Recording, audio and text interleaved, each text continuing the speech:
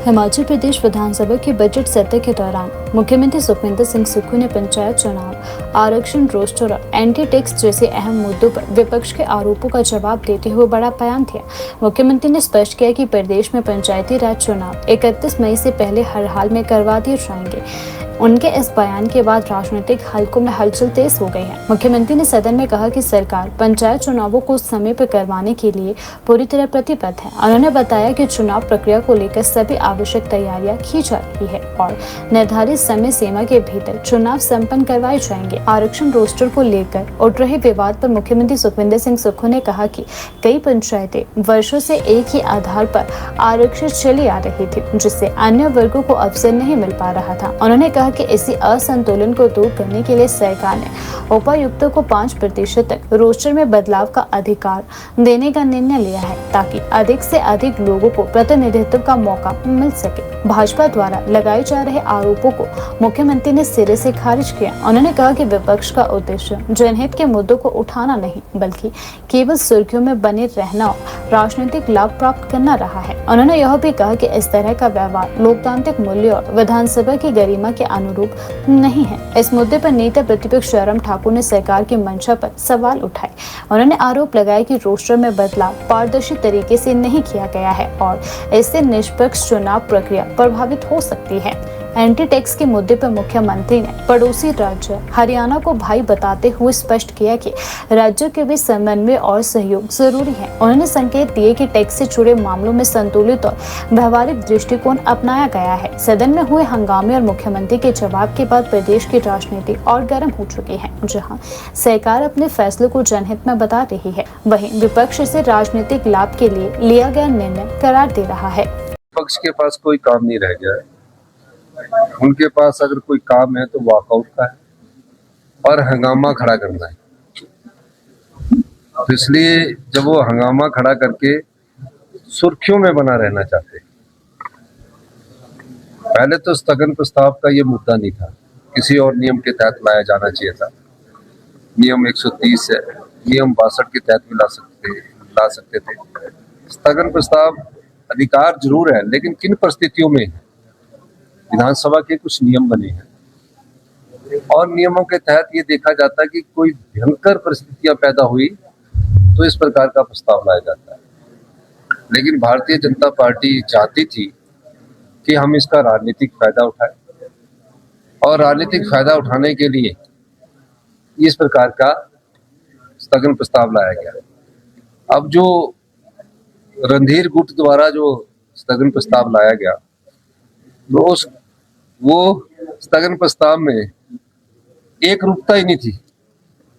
वो रणधीर जी जिस गुट के भी सदस्य है, वो राजनीतिक भाषण दे रहे थे और राजनीतिक भाषण दे रहे थे। वैसे ठीक है, वो विपक्ष के नेता बनना चाहते हैं तो फिर विक्रम ठाकुर जी उठ खड़े हो गए।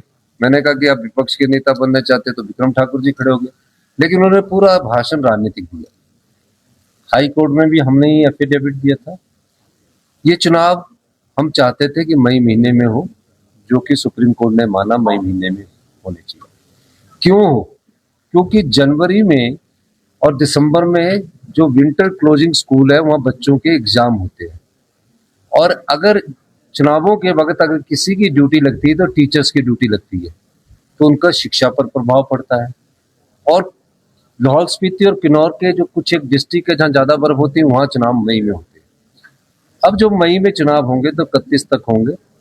सुप्रीम कोर्ट का आदेश है 31 तक हम पंचायत के चुनाव करवाएंगे।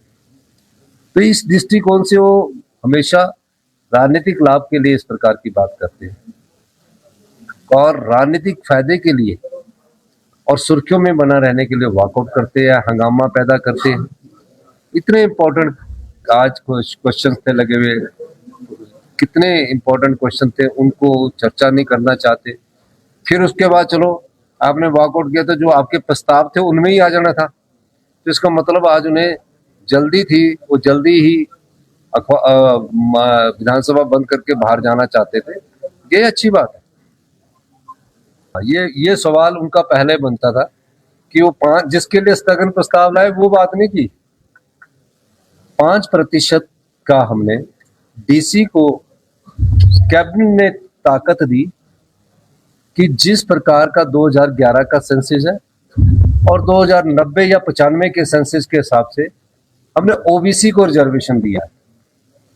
तो जो सर्वे हुआ है उसमें ऐसी रिपोर्ट्स आई कि जो उस समय के सेंसस के हिसाब से कई जगह ओबीसी के लिए पंचायत की सीटें रिजर्व होगी, लेकिन ओबीसी की पॉपुलेशन वहां थी ही नहीं। तो ऐसी परिस्थिति में डीसी आंकलन करके उसको बदल सकता है।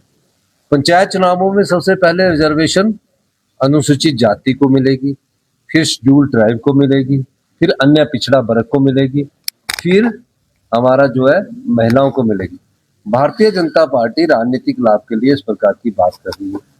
5% का मतलब कि एक विधानसभा क्षेत्र में अगर 100 पंचायतें तो 5% ऐसी पंचायतें हो सकती है जहां डीसी ये सोचता है कि 2 बार जो पंचायतें रिजर्व होगी है, 3 बार जो रिजर्व होगी है और वहां पॉपुलेशन ओपन करने की जरूरत है तो कर सकता है। वो तो अच्छी बात की हमने। इनको जहां समर्थन करना चाहिए वहां विरोध कर रहे हैं। भाई आप पंचायत चुनावों की तैयारी करिए, इस चीज को राजनीतिक मुद्दा बनाने की जरूरत नहीं है। जो भी पंचायतें जहां पॉपुलेशन बिल्कुल कम होगी और पर वो मान लीजिए रोस्टर के अनुसार रिजर्व हो जाती है और पॉपुलेशन है नहीं तो उसको ओपन करने का अधिकार भी हमने डिप्टी कमिश्नर को दिया।